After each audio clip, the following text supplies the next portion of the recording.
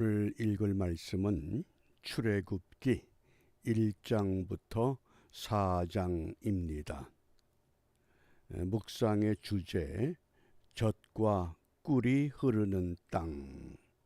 젖과 꿀이 흐르는 땅. 우리가 이 젖과 꿀이 흐르는 땅에 대한 이 말씀을 많이 들었습니다. 그러나 과연 젖과 꿀이 흐르는 땅은 무엇을 말하고 오늘의 시대를 살아가는 그리스도인들에게 젖과 꿀이 흐르는 땅을 어떻게 적용해야 하는가? 우리가 이것을 좀 집중적으로 함께 살펴보려고 합니다. 이번 주 우리 암송할 성구 요한 1서 1장 7절 말씀 우리 함께 암송합니다. 저가 빛 가운데 계신 것 같이 우리도 빛 가운데 행하면 우리가 서로 사귐이 있고 그 아들 예수의 피가 우리를 모든 죄에서 깨끗하게 하실 것이요. 아멘. 우리가 창조의 사건을 보면 빛이 있으라. 그래서 빛이 생겨났습니다. 그리고 네 번째 날에 해와 달과 별들을 만드시고 빛을 주관케 하셨습니다. 그러니까 해와 달과 별이 빛을 내는 것이 아니라 먼저 빛이 있었다고 하는, 그래서 달과 별은 밤을, 해는 낮을 주관하게 하십니다. 이 점을 기억하시고 성경 전체의 맥락에서 그러면 빛은 무엇을 의미하느냐? 빛은 예수 그리스도를 말씀합니다. 오늘 묵상의 주제가 있는 출애굽기 3장 8절 말씀 우리 함께 읽습니다. 내가 내려와서 그들을 애굽인의 손에서 건져내고 그들을 그 땅에서 인도하여 아름답고 광대한 땅, 젖과 꿀이 흐르는 땅, 곧 가나안 족속, 헷 족속, 아모리 족속, 브리스 족속, 히위 족속, 여부스 족속의 지방에 이르려 하노라. 아멘. 이 젖과 꿀이 흐르는 땅이다. 젖은 우유를 말하고 꿀은 그대로 꿀입니다. 꿀은 두 종류가 있습니다. 야생 꿀이 있고 양봉하는 꿀이 있습니다. 그래서 이 아름답고 광대한 땅, 그것이 젖과 꿀이 흐르는 땅이다. 이것을 어떻게 해석하느냐? 지형적으로 해석하느냐? 아니면 정치적으로 나라의 경계, 또 문화의 경계, 또 경제의 경계, 어떤 개념으로 해석하느냐에 따라서 이 젖과 꿀이 흐르는 땅에 대한 이해가 학자들마다 서로 다른 주장을 우리가 듣게 됩니다. 먼저 이 단어를 설명하면 젖은 우유를 생산하는 것이 축산업입니다. 그 다음에 꿀을 생산하는 것은 양봉업입니다. 그러니까 젖과 꿀이라고를 강조한 것은 목축과 양봉업을 주된 사업으로 형성할 수밖에 없는 땅이다, 그런 뜻입니다. 그 다음에 이 흐르는, 강물이 흐른다, 이 흐른다 할 때에 헬라 히브리 단어 주브라고 하는 이 단어의 속뜻은 많이 생산된다, 그런 뜻입니다. 우유가 많이 생산되고 꿀이 많이 생산되는 땅이다.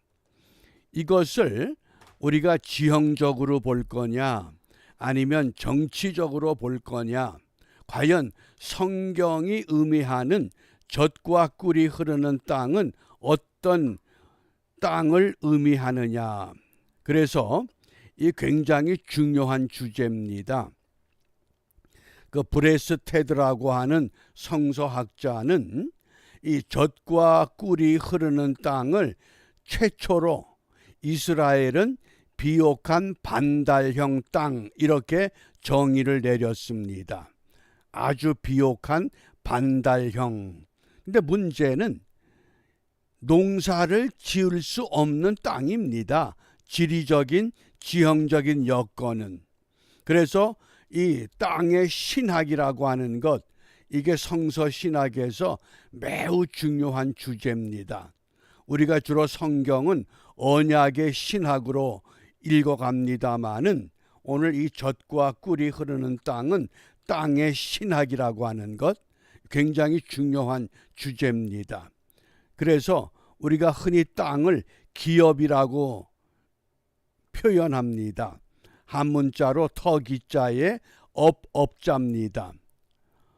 그래서 기업 그러니까 잘못 오해를 하면 어떤 컴퍼니, 어떤 회사 이걸 생각하기 쉬운데 그 기업과는 다릅니다. 이것은 땅을 의미하는 겁니다. 그래서 도대체 땅은 무엇이냐? 결론은 땅은 사람의 것이 아니라 하나님의 것이라고 하는 것. 땅의 소유주는 누구라고요? 여호와 하나님이 땅의 주인이 되십니다. 그래서 이 마르텐스라고 하는 신학자는 구약의 이 땅이라고 하는 이 용어가 2504번, 무려 2500번 굉장히 많이 사용된 용어이기 때문에 이 땅이 중요한 개념이라고 설명을 합니다. 이 땅이라고 하는 히브리 단어가 크게 세 가지입니다. 아다마, 우리가 사람을 만들 때에 아다마의 아파르를 재료로 만들었다 그래서 아다마. 그 다음에 테라로사, 이건 지중해 연안에 아주 이 기름진 땅을 말합니다. 그 다음에 에레츠 그러는데 오늘 본문에서 출애굽기 3장 8절에서 땅은 에레츠를 말합니다. 그래서 이 세 개가 다 내게 속하였다. 출애굽기 19장 5절에 이때 세 개는 더 월드가 아니라 더 랜드 땅을 말합니다. 에레츠. 그래서 땅이 하나님의 것이다. 그러므로 우리는 땅에 잠깐 거주하는 나그네요 우거하는 자일 뿐이다. 그것이 모세 오경의 땅에 대한 신학의 기본 개념입니다. 다시 한번 정리합니다. 땅은 하나님의 것이다. 그리고 주로 이 땅을 이야기할 때 땅은 에레츠라고 하는 단어를 사용합니다. 그러므로 우리는 에레츠에 거주하는 나그네요 우거하는 자. 내가 아무리 돈을 주고 등기를 해서 내 땅 그러지만은 죽을 때 가져가는 땅이 아닙니다. 사람의 것이 아니라고 하는 것, 이것을 기억을 하시고 이제 이 성서 신학의 주제로서 땅의 신학은 어떤 의미냐? 첫 번째, 가나안 땅은 젖과 꿀이 흐르는 땅은 가나안 땅이요 약속의 땅이요 거룩한 땅입니다. 이 개념을 정확히 이해하시고 기억하시기 바랍니다. 다시 한번 성서 신학의 주제로서 땅의 신학은 첫 번째, 젖과 꿀이 흐르는 땅은 가나안 땅, 약속된 땅, 거룩한 땅. 이것이 젖과 꿀이 흐르는 땅의 성경적인 첫 번째 해석입니다. 가나안 땅은 약속된 땅이요 거룩한 땅이다. 이 광야에서 40년 동안 농사도 짓지 않고 유랑의 삶을 살았는데도 하나님이 먹이시고 입히셨습니다. 젖과 꿀이 흐르는 땅이 어떤 땅인 것을 광야에서 이미 체험케 하셨다고 하는 것. 이것이 굉장히 중요한 신앙입니다. 그 다음 두 번째, 성서신학의 주제로서 땅의 신학, 이 젖과 꿀이 흐르는 땅은 신앙으로 받아야 하는 절대적인 땅입니다. 지고의 땅, 최고의 땅입니다. 젖과 꿀이 흐르는 땅은 우유가 많이 생산되고 꿀이 많이 생산되는 어떤 지형적인 산업적인 그런 땅이 아니라 믿음으로 받아야 할 땅입니다. 하나님이 아브라함을 부르시고 내가 지시할 땅으로 가라. 뭡니까? 믿음으로 받아야 하는 땅. 이것은 하나님의 축복과 언약이 임재하는 땅을 말합니다. 실제 이스라엘이 차지하고 있는 영토를 보면 비가 오면 비가 전부 다 순식간에 땅속으로 스며들어 버립니다. 왜? 돌밭이 거의 돌밭이기 때문에, 사막화됐기 때문에 그런 땅에 농사는 지을 수가 없습니다. 애굽에서 그 비옥한 고센 땅에서 쉽게 농사를 짓던 때를 생각하면 이건 형편없는 땅이기도 합니다. 그래서 지리적으로 지형적으로 설명하면 젖과 꿀이 흐르는 땅은 도저히 이해가 되질 않습니다. 그래서 이 젖과 꿀이 흐르는 땅을 그러면 오늘 이 시대에 현대를 살아가는 그리스도인들에게 어떻게 적용해야 되느냐? 두 가지로 적용해야 됩니다. 우리가 팔레스타인에 가서 사는 그것이 아니라, 물론 복음은 우리가 백투더 예루살렘이라고 해서 예루살렘을 복음화시켜야 하는 미션의 사명은 가져야 됩니다. 그렇다고 그곳에 가서 사는 것이 아니라 젖과 꿀이 흐르는 땅에 오늘 이 시대를 살아가는 그리스도인들에게 있어서 이 어떻게 적용하느냐? 첫 번째는 구원받은 삶. 우리 한 사람 한 사람, 전 세계에 흩어져 있는 모든 그리스도인들, 그들의 구원받은 삶, 삶의 현장이 젖과 꿀이 흐르는 땅이 되어야 합니다. 그 다음에 두 번째, 우리가 어느 땅에 살든지, 미국이든지 구라파든지 아시아든지 오세아니아 주든지 어느 땅에 있든지 내가 있는 그곳, 믿음의 사람이 있는 그곳, 그것은 축복의 땅이라고 하는 것. 이것은 다른 말로 내가 있는 그 자리를 믿음의 현장으로 세워야 합니다. 이것이 젖과 꿀이 흐르는 땅에 대한 이 시대를 살아가는 그리스도인들의 바람직한 신앙의 자세라고 하겠습니다. 그래서 젖과 꿀이 흐르는 땅은 가나안 땅이요, 약속의 땅이요, 거룩한 땅이요. 젖과 꿀이 흐르는 땅은 믿음으로 받아야 하는 땅입니다. 믿음으로만, 순종함으로.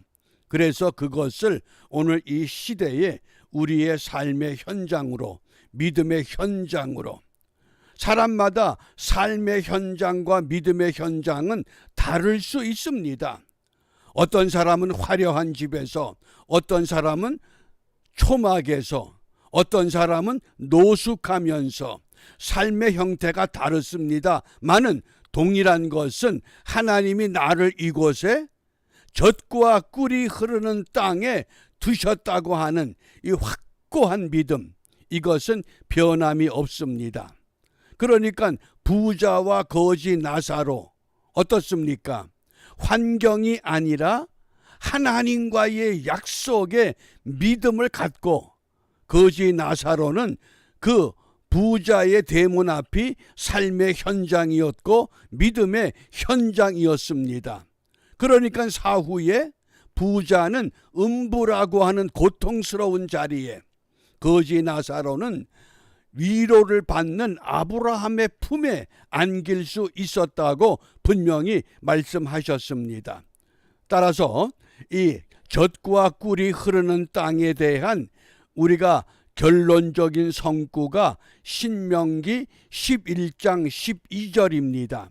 내 하나님 여호와께서 권고하시는 땅이라. 이게 에레츠라는 단어를 사용합니다. 새초부터 새말까지, 연초부터 연말까지 내 하나님 여호와의 눈이 항상 그 위에 있느니라.